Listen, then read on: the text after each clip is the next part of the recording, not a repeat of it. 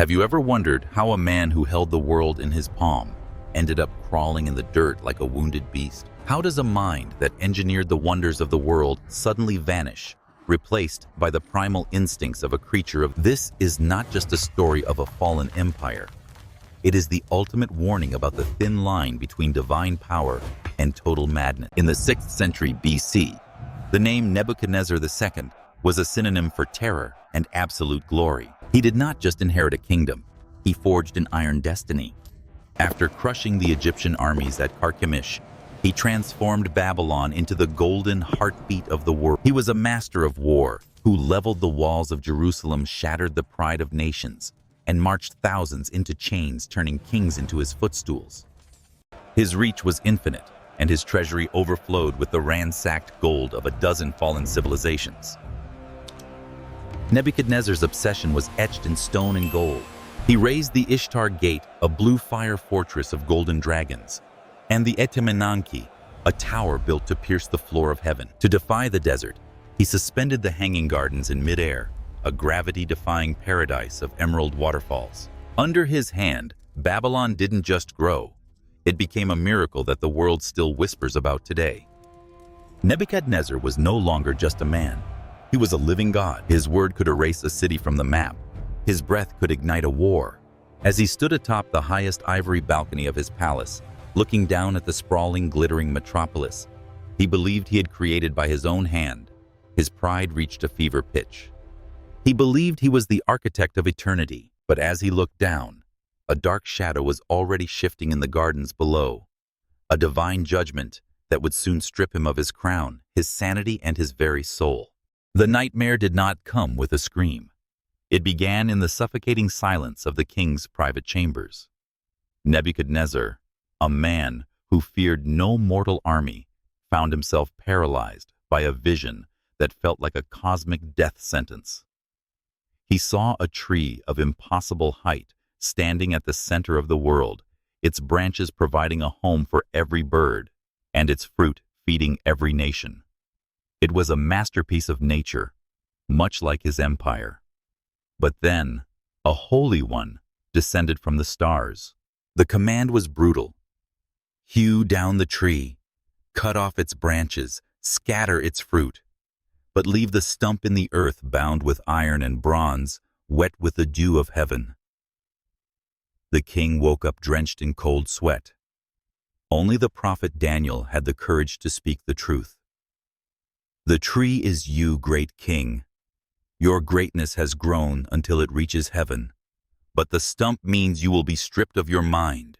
You will be driven from among men to dwell with the beasts of the field until you recognize that the Most High rules over the kingdoms. Daniel pleaded for the king to show mercy to the oppressed, to perhaps delay the judgment. But Nebuchadnezzar's heart was a fortress of pride that even a divine warning could not breach. 12 months passed. The dream became a fading shadow, a joke whispered among the king's inner circle. One afternoon, while walking upon the royal roof of the Hanging Gardens, the king looked out over the sprawling gold and blue glazed tiles of his city. The scent of blooming jasmine filled the air. "Is this not the great Babylon that I have built by my own mighty power?" he boasted to the wind. "I am the architect of eternity. I am the god of this world." He never finished his thought. The air suddenly turned ice cold. The sun seemed to pale as a voice ancient and terrifying erupted from the clouds. "O King Nebuchadnezzar, the kingdom has departed from you." In an instant, the world's most powerful intellect snapped like a dry twig. The light of reason in his eyes was snuffed out, replaced by a hollow, predatory void. His silk robes became a cage. The marble floor felt like a prison. He collapsed to all fours, his fingers clawing at the stone as if searching for soil. With a guttural growl that silenced the birds of the garden, the man who once commanded legions fled into the shadows. Among the exotic vines and tangled roots, the king began his transformation. His hair grew matted and coarse like eagle's feathers.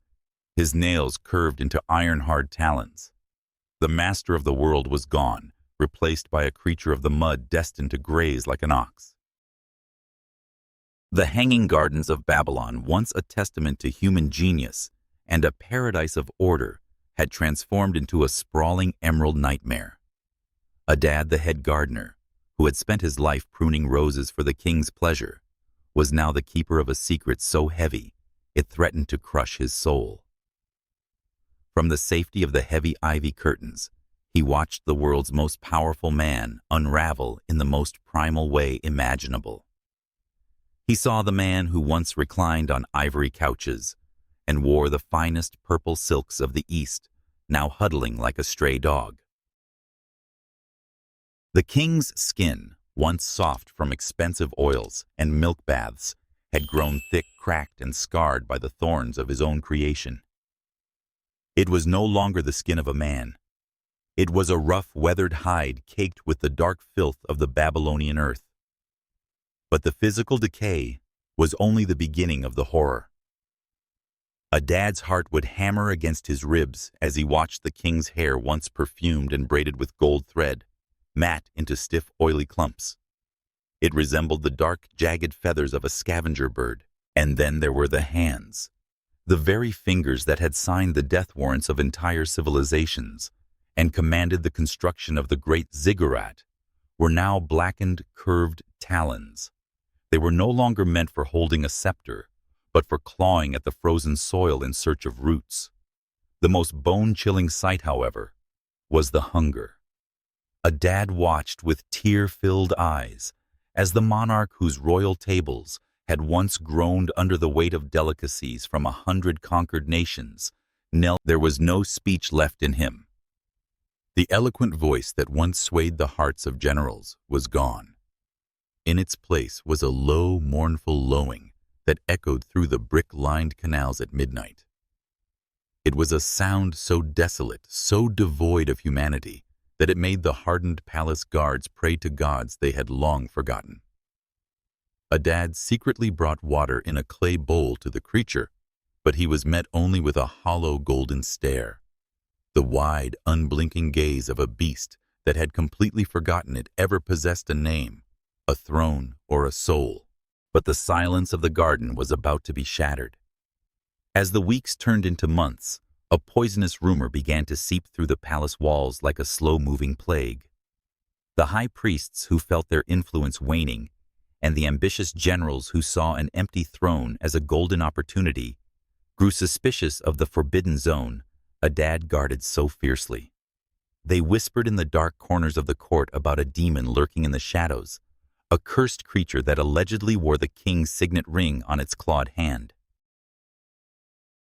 A secret hunt was being organized under the cover of a cleansing ritual. It was a plot to execute the beast of Babylon and seize the crown forever. Adad realized with a jolt of terror that his king was no longer just a prisoner of a divine curse. He was now a target. The man who had once been the world's greatest hunter was about to become the most hunted prey in his own empire. The storm broke over Babylon with a violence that felt like the wrath of the heavens. Under the veil of torrential rain and crashing thunder, the palace gates creaked open. A group of elite assassins, led by a general hungry for the throne, slipped into the Hanging Gardens. They weren't looking for a king. They were hunting a monster. Adad, alerted by the clanking of steel and the flickering of torches, knew the end was near. He sprinted through the mud, his lungs burning desperate. The hunt was brutal. The assassins moved like ghosts through the emerald labyrinth, their torches casting long demonic shadows against the exotic vines. Suddenly, a guttural roar ripped through the thunder. The beast of Babylon had been cornered. The king, drenched and covered in filth, stood his ground on a high stone terrace, his golden eyes flashing with a mix of primal fear and forgotten majesty. The general stepped forward, his sword gleaming in the lightning. "The king is dead," he bellowed. "Die, you cursed creature!" But Adad threw himself between the blades and the beast. "He is still your king!" he screamed into the storm. At that exact moment, a bolt of lightning struck the great ziggurat, illuminating the world in a blinding white glare. In the terrifying silence that followed, something miraculous happened. The king didn't flee. He didn't growl. Instead, he did something he hadn't done in 7 years. He tilted his head back, his matted hair falling away from his face, and he truly looked at the heavens. The pride that had once built walls against God finally shattered. In the depths of his beastly soul, the man returned. The king's lips cracked and stained with the earth moved in a silent prayer of total surrender. In an instant, the air around the terrace seemed to shimmer with a divine light. The claws began to recede. The coarse fur fell away. The predatory vacancy in his eyes vanished, replaced by a devastating, tearful clarity. The heavens had heard his silent cry. The 7 seasons of madness were over.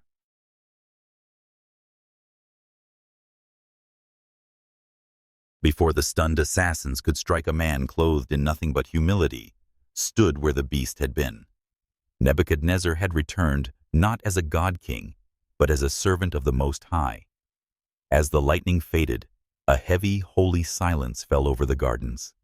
The assassins, once bold and bloodthirsty, dropped their swords in the mud. They were not looking at a beast anymore, but at a man who radiated an authority they could not understand. Adad the gardener was the first to move. With trembling hands he stepped forward and draped his own simple cloak over the king's scarred shoulders. There were no trumpets, no royal procession, only a broken monarch walking barefoot through the rain, supported by a humble servant. As they approached the palace, the heavy bronze doors swung open. The high priests and the queen stood waiting, their faces pale with disbelief. Nebuchadnezzar did not command them to bow. Instead, he bowed his own head first. He spent 40 days in seclusion, not in madness, but in prayer and cleansing. He washed away the 7 years of soil, but he kept the scars on his hands as a permanent reminder of his frailty. When he finally stepped back onto the great throne, the atmosphere of Babylon had changed. The air of arrogance was gone, replaced by a weight of wisdom that felt ancient and unshakable. The morning after the great storm, a supernatural stillness settled over the brick-lined streets of Babylon. The assassins had fled into the night, terrified by the divine aura that had descended upon the terrace. As the sun began to gold-plate the summits of the ziggurats, a figure emerged from the emerald shadows of the hanging gardens. It was a man, but he walked with a dignity that silenced the world. His skin was scarred. His eyes were weary. But for the first time in 7 years, the light of a clear, disciplined soul burned behind them. Nebuchadnezzar had returned. The restoration was not merely political. It was a spiritual resurrection. When the king entered the throne room, the court officials stood frozen in awe. They expected a tyrant seeking blood for the years he lost, but they found a sage. Nebuchadnezzar's first act was not to sharpen his sword, but to lift his voice in a song of praise that would be recorded for eternity. He didn't cover up his period of madness. He embraced it as the most important lesson of his life. He sat upon his golden throne, but he no longer saw himself as the owner of the world. He understood now that he was merely a steward, a brief shadow passing through a kingdom that belonged to someone much greater. His reason returned tenfold, but it was now guided by a heart of flesh instead of a heart of stone. The empire flourished like never before because its ruler was no longer fighting against heaven, but walking in its light. He issued a decree to every corner of the known world, from the islands of the sea to the depths of the desert, proclaiming that the kingdoms of men are like grass, but the kingdom of God is eternal.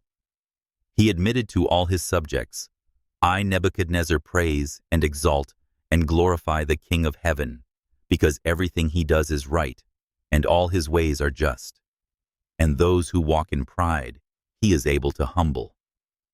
The story of the Beast King is the ultimate mirror for our own lives. We often spend our days building Babylons of wood and hay monuments to our own egos, careers, and small triumphs. We convince ourselves that we are the masters of our fate. But history buried deep in the mud of Mesopotamia whispers a haunting truth. Any crown held with pride is a crown destined to fall. We are all fragile creatures, and the distance between a palace and a field of grass is much shorter than we think. True greatness is not found in the power to command others, but in the wisdom to surrender to the divine. In the end, we only find our true selves when we stop trying to be gods and finally accept our place as sons and daughters of the Most High. The ruins of Babylon still whisper a warning. Pride builds walls, but humility builds a legacy. If this story touched your soul, don't let the message end here. Subscribe and hit the notification bell to join our journey through the world's most powerful mysteries. What is the Babylon in your life that you need to surrender? Share your thoughts in the comments below. We read every one. If you found value in this video, give it a like and share it with someone who needs to hear this today. Remember, even the greatest kings can fall, but anyone can rise again. Thank you for watching, and we'll see you in the next story.